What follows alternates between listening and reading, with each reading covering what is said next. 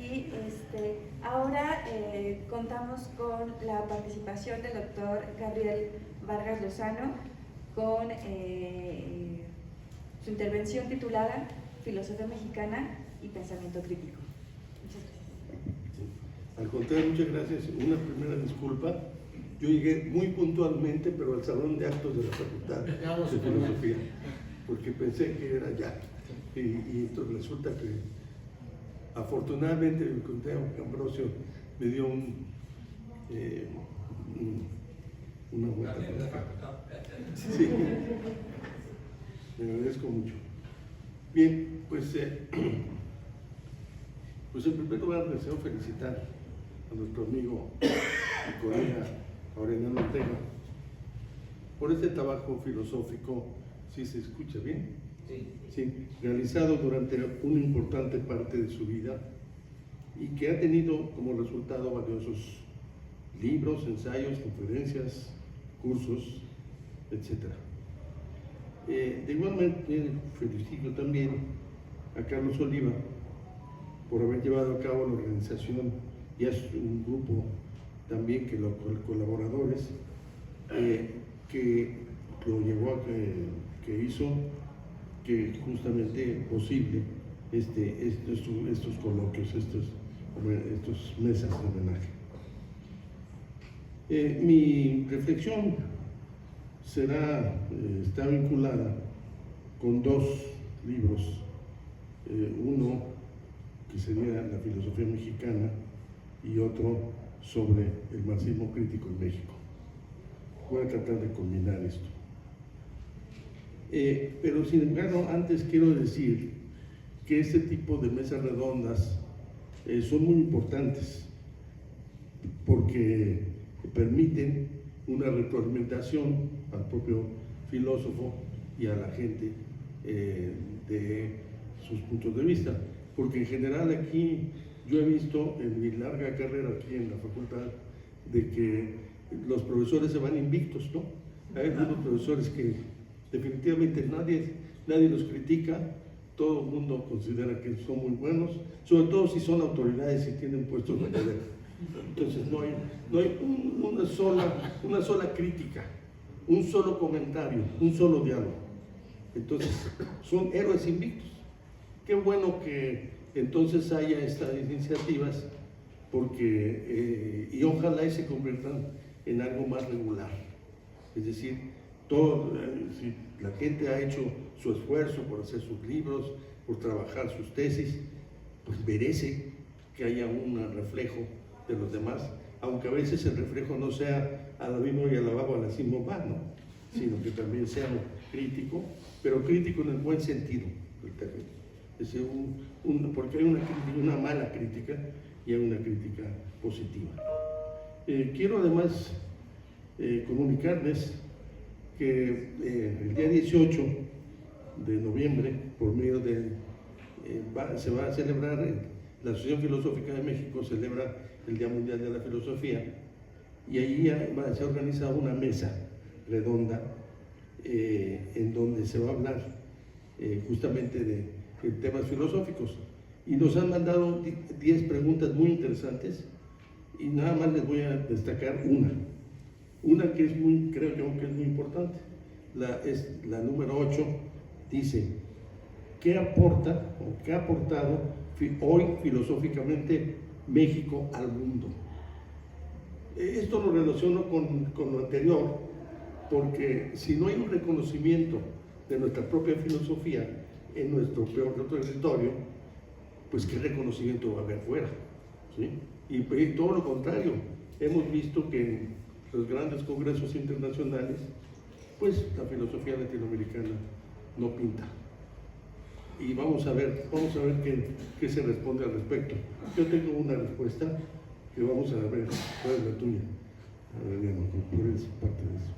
Bien, pero volviendo al tema de la reflexión sobre la obra de nuestros filósofos también, quisiera decir que si damos una ojeada al tomo 8 de las obras completas de José Gauss, podemos descubrir que José Gauss tiene artículos sobre Caso, sobre Vasconcelos, sobre García Maínez, sobre Eduardo, sobre Alfonso Reyes. Bueno, con Eduardo Nicol tuvo un agarre muy bueno, con Fernando Salmerón y con otras filósofas y filósofos.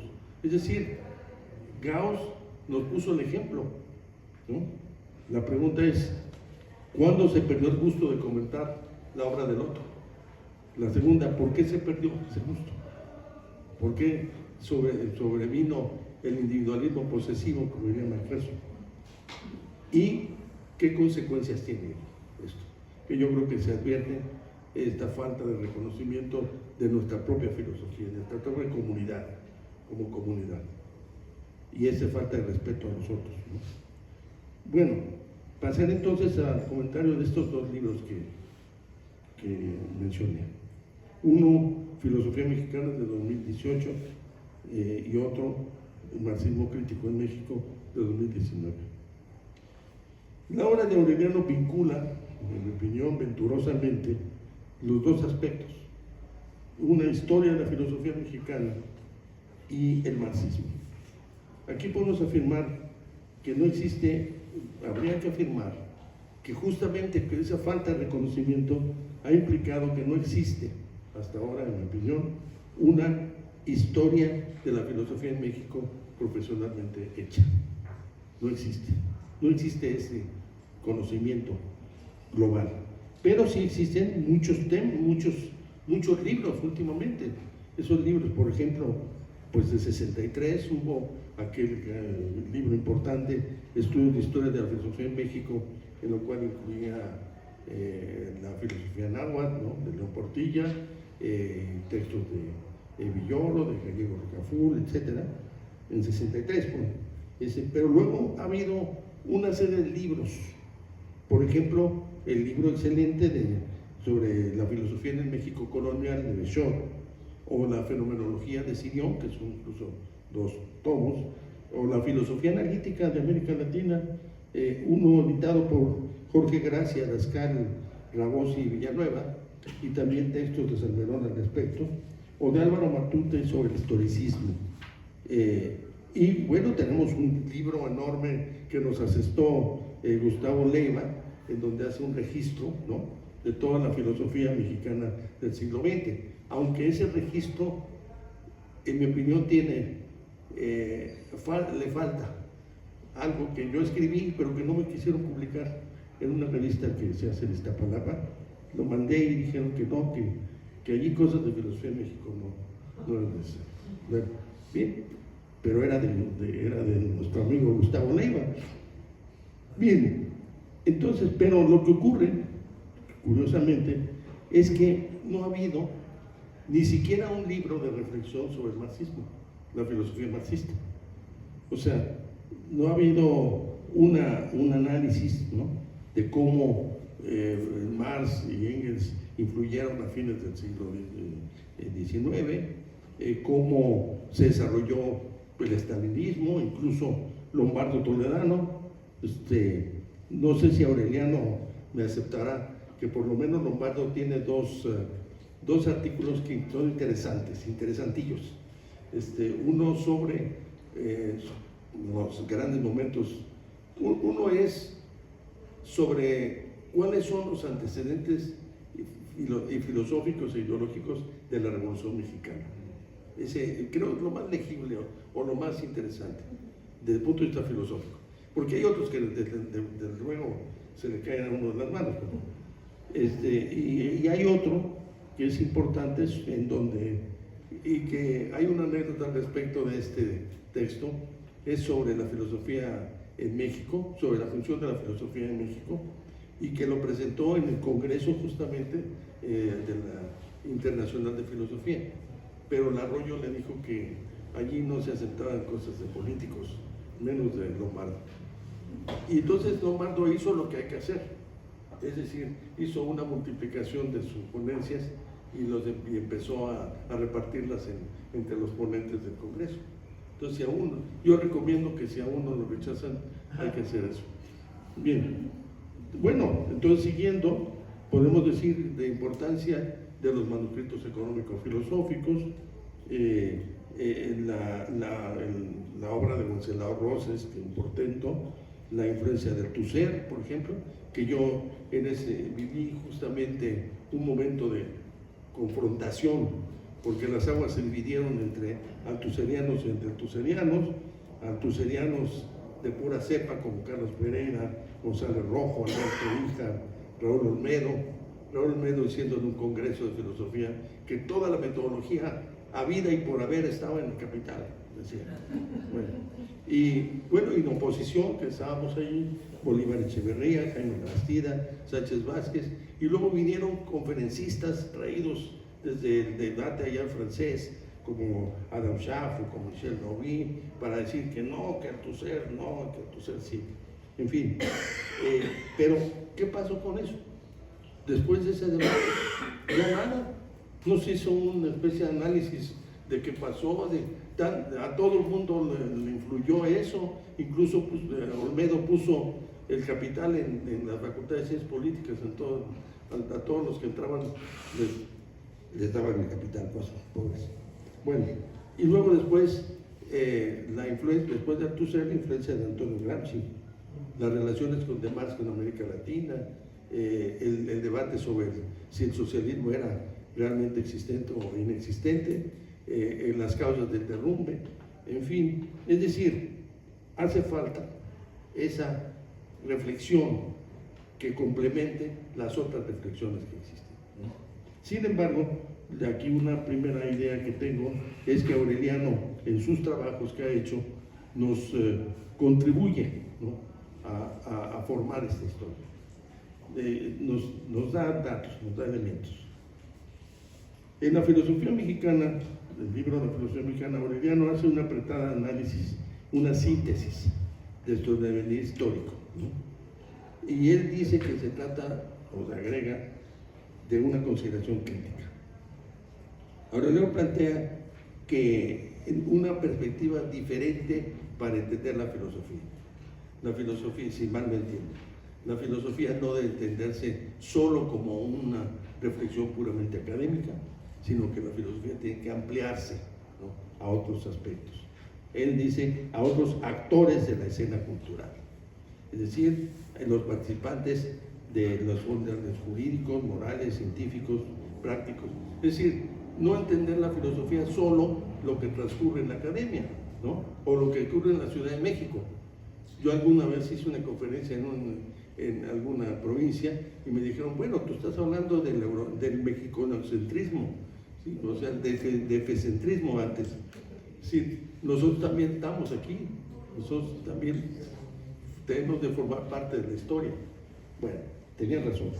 Bien, entonces lo que dice justamente Aureliano es que hay que extender nuestra reflexión, ampliarla al mundo de los científicos, los historiadores científicos, de Sigüenza y Góngora, de Bartolache, de Bartolomé de las Casas también, aunque yo no sé si él no considera que el debate entre Sepúlveda y Bartolomé de las Casas no sea filosófico, no lo entendí aquí bien.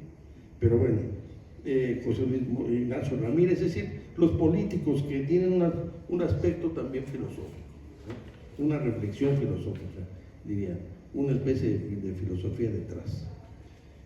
Entonces, la pregunta es, Aureliano se plantea la pregunta de, cuando se pregunta, ¿existe una filosofía en México? En la academia se dice no existe una filosofía, ni en México ni de México, porque no cumple los requisitos o sistemáticos, el rigor de las academias, y especialmente el rigor fue impuesto por Cambridge o Harvard, ¿no? Por lo tanto no existe. Ellos pensarán eso, yo pienso que ellos piensan eso. Yo leí con mucha atención los testimonios de Guillermo cuando estaba estudiando en Oxford, en donde los mexicanos no somos nada, no somos por esos grupos académicos, pues América Latina no existe. y si para nosotros no existe también, pues entonces no existe nada. Entonces aquí afirmar, pero sin embargo Aureliano dice que están equivocados justamente porque es necesario que dice, comillas, es posible dejar de lado el limitado punto de vista de los propios filósofos y buscar a la filosofía en aquello que en estricto rigor es filosofía.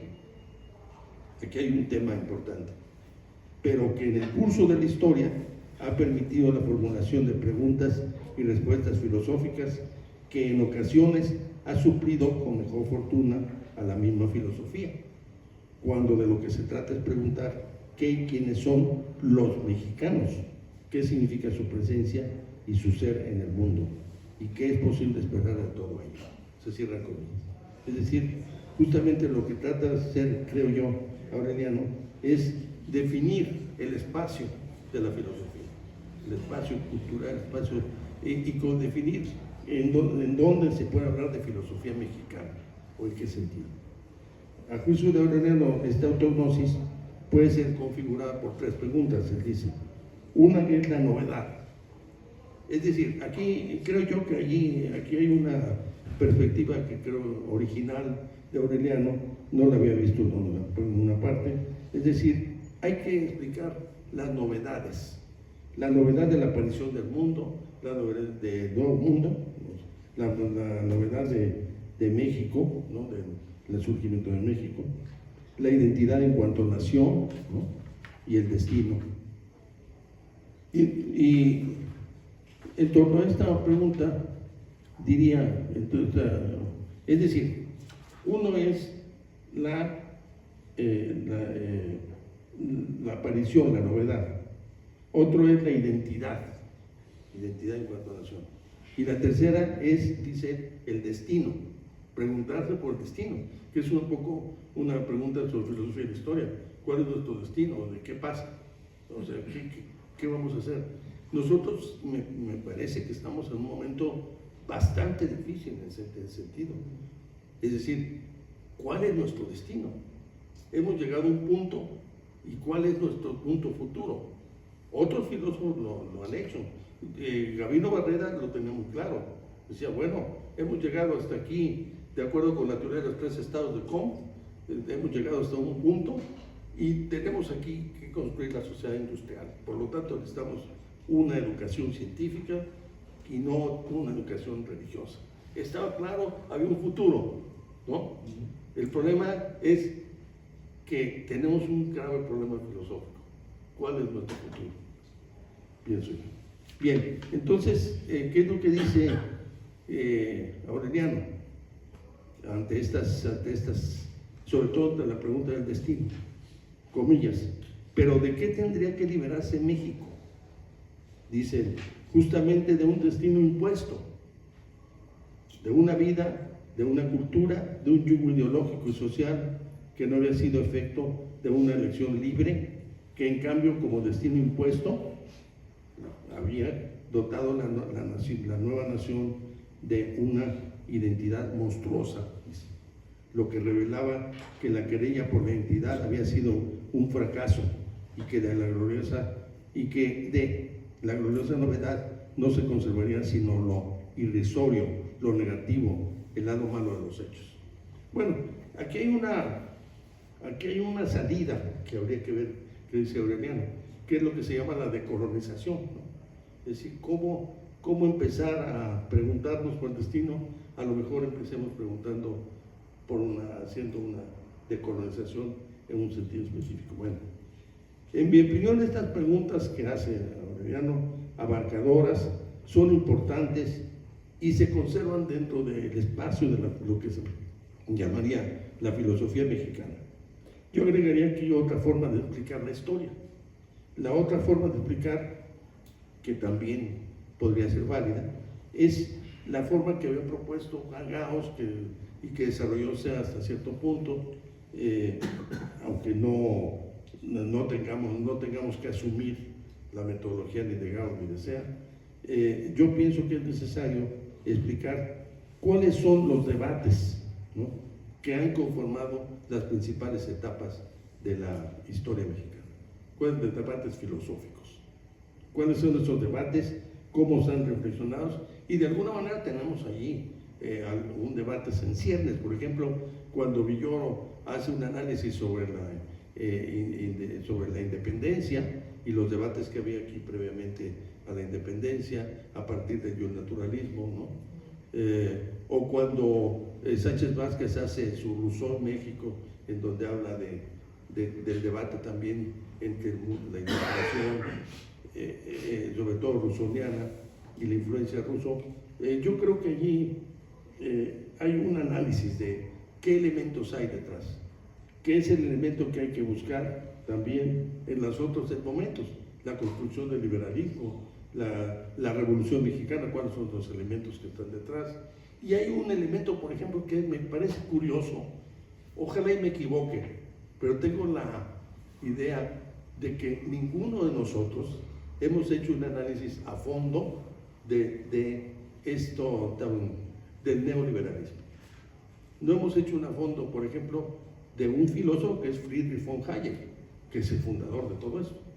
No hemos estudiado sus obras, no hemos reflexionado a fondo, y es tan activo y tan actual como que están llegando al poder justamente discípulos aunque Trump no lo sepa, es discípulo de Hayek, aunque el que sí lo sabe parece es el argentino, no es de Milei, pero no creo que, o sea, no se ha hecho a fondo una crítica de las posiciones de Friedrich von Hayek.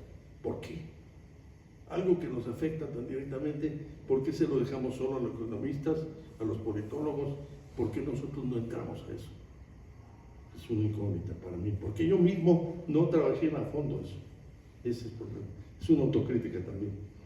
Bien, entonces yo pienso que en el caso de la filosofía es una propuesta interesante, aunque agregaría estos elementos, y también, sí, gracias, y también diría que Aureliano contribuye también al marxismo, a construir esta reflexión sobre qué ha sido el marxismo como filosofía, sobre todo. Ha habido muchos análisis políticos, económicos, etcétera, pero ¿qué ha pasado en la filosofía? ¿Cuál es nuestra reflexión global? Bueno, Aureliano trabaja a Sánchez Vázquez, yo creo que la propuesta allí. Ha habido mucho trabajo sobre Sánchez Vázquez, qué bueno, ¿no? Yo creo que es hora de hacer una especie de suma y síntesis sobre las propuestas que Sánchez Vázquez hizo. Bolívar Echeverría, que también es un autor muy leído, qué bueno, ¿no? Pero creo yo que falta crítica, creo que es una lectura a veces bastante acrítica de Bolívar. Pero sobre todo lo que profundiza más, ¿no?, Aureliano es sobre José Revueltas. Yo creo que sus estudios sobre José Revueltas son muy importantes. Le llama a José Revueltas autodidacta integral, lo que es interesantísimo ese concepto. Es decir, él mismo se formó, él mismo se educó, no tuvo maestro, ¿no? Y además, afortunadamente no fue sistemático, sino fue libre, desarrolló libremente lo que se le antojó, ¿no? Y además creo yo que con muy interesantes resultados críticos sobre el concepto de enajenación, o sobre el concepto de conciencia, el concepto de praxis.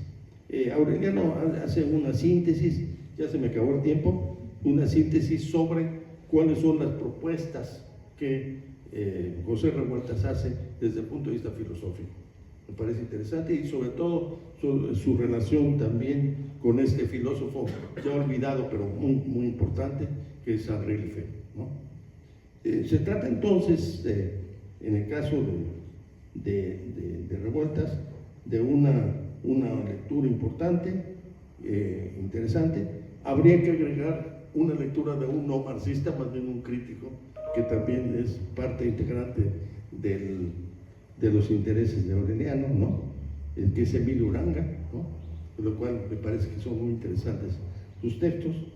Y entonces me parece que la lectura de las obras de Aureliano sinceramente nos pueden permitir una reflexión, una crítica, qué es lo que tenemos que hacer, una aportación a la historia de nuestra filosofía y de la autognosis del mexicano. Muchas gracias.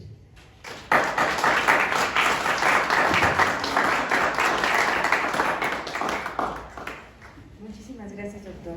Y para cerrar las intervenciones de